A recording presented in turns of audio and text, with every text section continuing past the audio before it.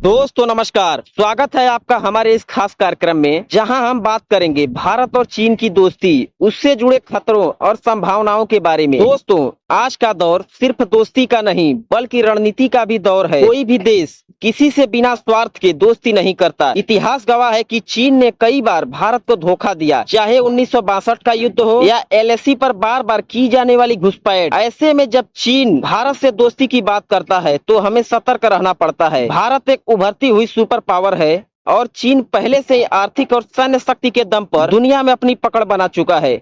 लेकिन सवाल यह है कि क्या चीन की दोस्ती भारत के लिए वरदान है या फिर सिर्फ एक जाल है जिससे चीन अपने फायदे के लिए भारत का इस्तेमाल करना चाहता है। विशेषज्ञ मानते हैं कि चीन की नीति हमेशा से स्वार्थ प्रधान रही है। चीन का लक्ष्य है भारत को इतना करीब लाना कि भारत अमेरिका से दूरी बना ले। वह भारत के बाजार पर कब्जा करना चाहता है ताकि अपने प्रोडक्ट्स आसानी से भारत में बेच सके। चीन हमेशा सॉफ्ट पावर और हार्ड पावर का खेल खेलता है, बाहर से दोस्ती और अंदर से रणनीतिक दबाव। भारत के लिए खतरा यह है कि अगर हमने आंख मूंद कर चीन पर भरोसा किया तो भविष्य में वही आर्थिक गुलामी का रास्ता बन सकता है, जैसा पाकिस्तान या श्रीलंका के साथ हुआ। भारत चीन वार्ता और समझौते। हाल ही में चीन के विदेश मंत्री ने भारत का दौरा किया। बैठक में व्यापार बढ़ाने पर चर्चा हुई, कुछ सेक्टरों में निवेश को लेकर बातचीत हुई। लेकिन ध्यान देने वाली बात यह है कि कोई बड़ा रक्षा समझौता या सुरक्षा गारंटी सामने नहीं आया। हाँ, एक्सपोर्ट और इम्पोर्ट को लेकर जरूर कुछ साफ टोन दिखाई दी, जैसे टेक्नोलॉजी, फार्मा और इलेक्ट्रॉनिक्स सेक्टर में सहयोग की बात हुई। लेकिन भारत ने साफ कर दिया कि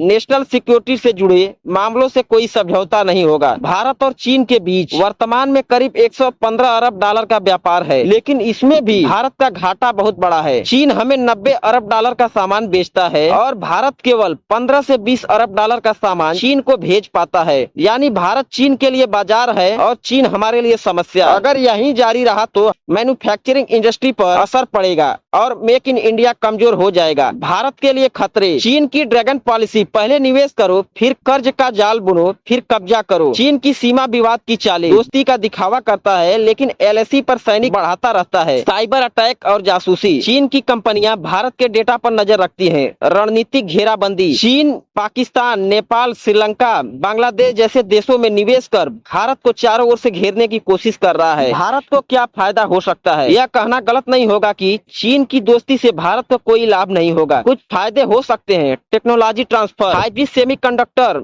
और इलेक्ट्रॉनिक सेक्टर में इंफ्रास्ट्रक्चर निवेश, रेलवे, हाईवे और स्मार्ट सिटी प्रोडक्ट में बड़े बाजार तक पहुंच। भारत अपने फार्मा, आईटी और एग्रीकल्चर प्रोडक्ट चीन को बेच सकता है। लेकिन सवाल यह है कि क्या ये फायदे उन खतरों से ज्यादा भारी है जो चीन भारत को दे सकता है? दोस्तों, हमें याद रखना होगा कि भारत की ताकत आत्मनिर्भरता है। अगर भारत चीन से दोस्ती भी करे तो हमें यह रिश्ता सिर्फ समानता और पारदर्शिता पर टिकाना होगा। भारत को अपने युवा, विज्ञान, सेना और उद्योग पर भरोसा रखना होगा, न कि चीन पर। सत्यमेव जयते हमारा आदर्श है और हमें किसी भी देश की चालाकी के आगे झुकना नहीं है। अमेरिका और विश्व राजनीति पर असर। अगर भारत और चीन करीब आते हैं तो यह अमेरिका के लिए एक बड़ा झटका होगा, क्योंकि अमेरिका चाहता है कि भारत उसका स्ट्रेटेजिक पार्टनर बने। अमेरिका की एशिया पैसिफिक रणनीति कमजोर पड़ जाएगी। नाटो देशों को भी चिंता होगी, क्योंकि ब्रिक्स जैसे संगठन मजबूत होकर डॉलर की जगह नई करेंसी की बात कर रहे हैं। यानी भारत चीन का एक होना वैश्विक संतुलन को हिला सकता है। दोस्तों, भारत का इतिहास बताता है जब भी कोई देश हमारी दोस्ती का फायदा उठाना चाहता है, भारत ने डटकर जवाब दिया है। आज हमें न तो चीन से डरना है और न ही अमेरिका के दबाव में आना है। भारत का लक्ष्य आत्मनिर्भर भारत,